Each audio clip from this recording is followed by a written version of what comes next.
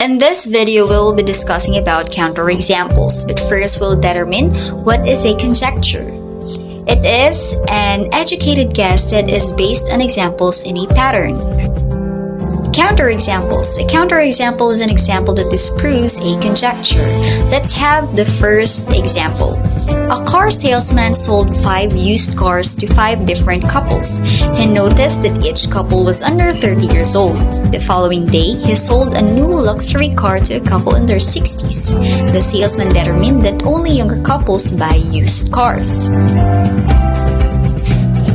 Is the salesman conjecture logical? Why or why not? It is based on his experiences but is not true. Can you think of a counterexample? A counterexample would be a couple that is 30 years old or older buying a used car. Let's have the second example. Here's an algebraic equation and a table of values for n and t. After looking at a table, Pablo makes this conjecture. The value of quantity n-1 times n-2 times n-3 is 0 for any number n. Is this a true conjecture? This is not a valid conjecture. If Pablo were to continue table n equals to 4, he would see that it is equal to 6. In this example, n equals 4 is the counterexample. Let's have the third example.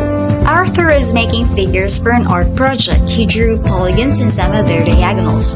From these examples, Arthur made this conjecture. If a convex polygon has n sides, then there are n-2 triangles formed when diagonals are drawn from any vertex of the polygon. Is Arthur's conjecture correct, or can you find a counterexample? The conjectures appear to be correct. If Arthur draws other polygons in every case, he will be able to draw n-2 triangles if the polygon has n sides. Notice that we have not proved Arthur's conjecture but only found several examples that hold true. So at this point, we say that the conjecture is true. Let's have the fourth example.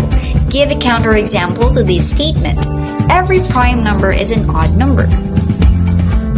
The only counterexample is the number 2, an even number, not odd, that is prime.